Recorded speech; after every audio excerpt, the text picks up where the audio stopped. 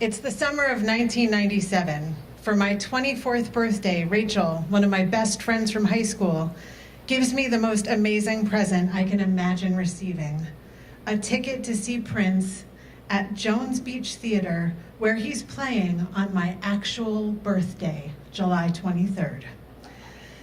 The plan is for me to drive down from Rosendale, where I'm managing a bed and breakfast, and meet Rachel and her boyfriend Andre there. I am beside myself. I am not a Prince fan. I am admittedly a full-on Prince fanatic. I imagine that this must be the way my old Italian aunt felt when she found out that she was going to see Frank Sinatra for the first time. Rachel was a junior when I was a freshman. We were in drama club together and enjoyed freaking people out by staging full-blown fake fights in public. In those 2 years of school together, we established a deep connection that has lasted a lifetime.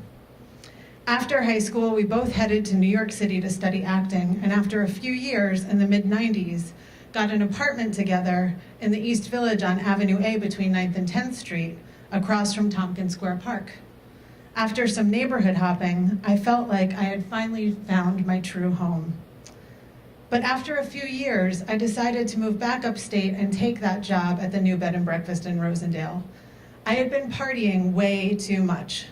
In fact, once I decided to leave the city, Rachel wasn't able to renew our lease, thanks in part to our out-of-control partying, and also Prince's latest album, Emancipation. After nights of heavy drinking, Rachel and I would stumble up the 4 flights of stairs and blast our favorite song from the 3-disc compilation set, an 8-minute track called Sleep Around.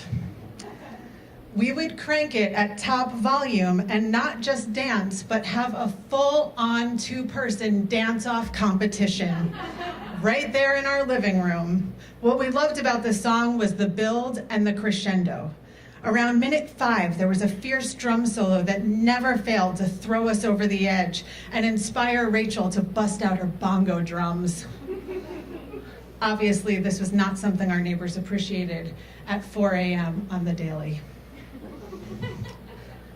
I thought relocation to the city would help me calm down.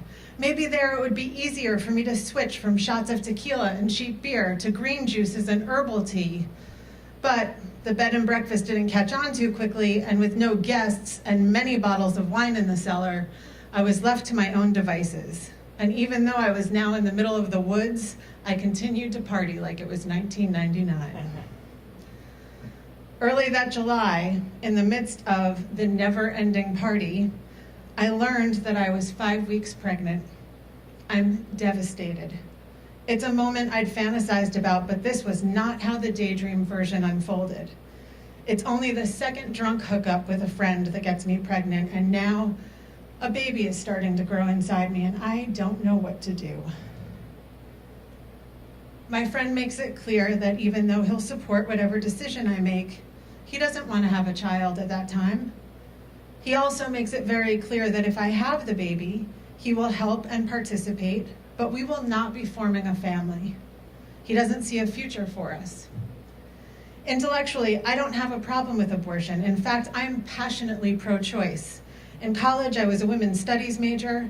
I did an internship at NARAL. I marched on Washington, but I had also always wanted to be a mom, always. I started babysitting when I was 9 years old. I got my first job helping out at a preschool at 12. I nannied my way through college. I had already raised other people's kids, lots of them, in fact.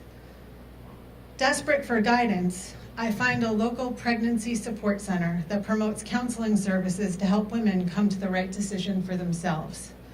But when I arrive, they show me these manipulative pro-life propaganda videos. I run out feeling taken advantage of in my most vulnerable state. I remain undecided for what seems like an eternity, but in actuality is only just a couple of weeks. I'm ashamed to admit so many things, but most of all, I'm ashamed to admit that through it all, I can't seem to stop drinking. I'm baffled at myself, but I can't stop. The pain and stress are too much, and at the time, drinking is the only way I know to find relief. My circumstances, as bad as they are not as strong as the grip of my addiction. One hot afternoon, I spend the day talking about all of the pros and cons with a friend. At some point, he says something so simple, yet it's the first thing that lands as the ultimate truth. It seems, he says, that you're just getting started on your path, and going through this could really interrupt your opportunity to become who you're supposed to be. Even in my drunken haze, I have the sense to know that I'm not even close to being who I'm supposed to be. I have things that I want to do and accomplish before having a baby, which I don't want to do by myself. Once I make the decision, fueled by the intense desire to put it all behind me, I rush into action. I can't stand my inability to escape the problem growing inside my body. There's no way to not think about it when it accompanies me everywhere I go and grows with each passing day. I make the first appointment available at the closest place that's willing to knock me out. I want no memory of it. My abortion is scheduled for July 22nd, the day before my 24th birthday, the day before the Prince concert. I'm told that I won't be able to drive the day after the procedure because I'll be cramping and in pain, which means I can't get myself to Jones Beach. I contemplate not going, but Rachel encourages me to find a ride. "It's your birthday, Eva," she says. "You shouldn't be alone after what you're going to go through. Even if you just have to sit the whole time, at least you'll be there with us, and the music will make you feel better." The problem is, all of my Prince-loving friends still reside in the city. I don't know anyone upstate who loves him enough to take the day off work and drive over 2 hours each way. The date is approaching quickly, and I'm so immersed in the devastation of my circumstances that I can't navigate the logistics of finding a ride to Long Island. One day in passing, I mentioned the predicament to my friend Amelia. Before I finish explaining, she says, "I'll go, I'll take you." "You will? Do you even like Prince?" I ask. I did not bring this up for her to give me a ride. "Not really," she admits, "but I'll see anything once. I just took my mother to see Willie Nelson. I'll take you to see Prince." Wow. For the first time in weeks, I feel as if I have something to look forward to. But first, I have to get through the 22nd.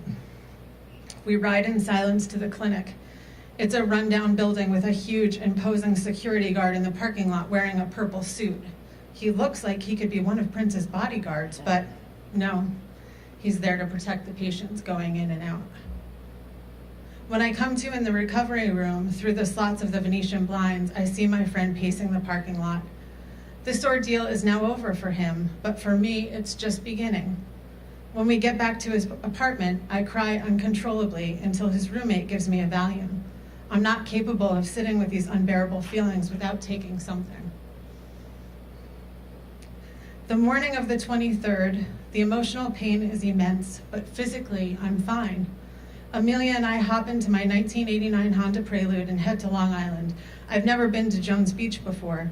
The amphitheater sits right at the edge of the bay, a stone's throw away from the Atlantic Ocean. We meet Rachel and Andre, and we climb the stairs to our seats and wait, and wait, and wait. It feels like fucking hours. We wait so long it starts getting weird. Finally, when we're fairly certain that Prince isn't even going to show, the music starts and a spotlight starts traveling the stage. It moves from the stage to the audience and travels from one side of the crowd to the other, building the anticipation. Oh my God, is he sitting among us? Is he sitting next to us? We start freaking out. The spotlight leaves the crowd and starts swishing back and forth on stage again. The crowd can barely stand it. We're doing exactly what he wants us to do. We are begging for him now. The build and then the crescendo. All of a sudden, the spotlight takes a bold move stage left and focuses on the bay. It lands on a boat sailing to shore. On the boat is a sparkly little 5'2" sexy motherfucker. All we hear is, "Oh my God!" We freak out and go wild. He jumps off the boat and runs onto the stage and goes at it full throttle for hours.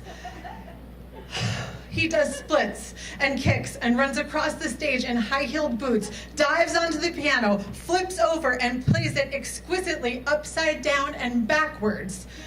He looks like a prepubescent cross-dresser, and yet he's more masculine than anyone I've ever laid eyes on. How does he manage to be so many things at once? How does he manage to be so fully himself without letting gender norms and other labels define him or put him in a box clearly not big enough for all he is? Nothing has derailed this man from becoming exactly who he's supposed to be. With each song, the emptiness inside me dissipates. The life force that he puts out into the stadium is helping to fill me back up. I am beyond grateful. After the concert is over, Amelia looks like she's been reborn. Better than Willie Nelson, I ask? Oh my God, she says. That was unbelievable. That was like seeing Jimi Hendrix, Michael Jackson, and James Brown all rolled up into one tiny little man. That was a spiritual experience. I agree. But after the intoxication of the show subsides and my grief sets back in, it lasts for years. And because my abortion happened the day before my birthday, it's impossible to ever let the day slip by without tripping on it. The pain is insurmountable. Because of all my years in activism, I'm surprised by how much the grief hurts.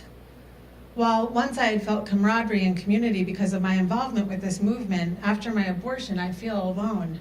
I feel trapped, like I can't admit that I've been damaged by the loss without offering ammunition to the opposition. I have flashbacks to what I was shown to me at the Pregnancy Support Center. I have a hard time convincing myself that I'm any different from the women I've seen on the news who get caught for throwing their newborn babies in dumpsters. I've never judged anyone else in my position so harshly, but I can't seem to stop judging myself. But as time passed, without the interruption of a baby, I get to focus on myself. It takes quite a few more years, but eventually I get sober. 11 years ago, perhaps right around the same time that Prince started using drugs for pain, I stopped drinking. And for the first time, my intense desire to be a mother shifts. It's replaced by a strong intuition to turn the mothering inward and for the first time, take good care of myself. I had never done that before. I dive into recovery. Hearing people's stories in meetings and sharing my own helps me realize that I'm not alone. I begin learning how to stop running from everything and stay present through discomfort. I get to be on my right path. I know now that there's not one clear-cut box that I need to fit into either. I get to be adamantly pro-choice, mourn my loss, and be grateful for my decision, all at the same time. I can admit I'm sometimes sad that I've not had children of my own, while also acknowledging I've mothered myself and many others very well. I've had the freedom to choose to become exactly who I'm supposed to be. When I talked to Rachel after Prince's untimely and tragic death, she told me that what she remembered from the concert was that it was one of the first times that we went to an event sober. And because we were sober, we got to experience the fullness of all he had to offer that day. At one point, she recalls, he looks out into the crowd and says, "You know how you feel right now? I want you to feel this way for the rest of your life." I know Prince believed in the afterworld. I hope he now feels the way he made us feel for the rest of eternity. I hope it's a world of never-ending happiness. I hope released from the grips of his own addiction, he can always see the sun, day or night. Thank you.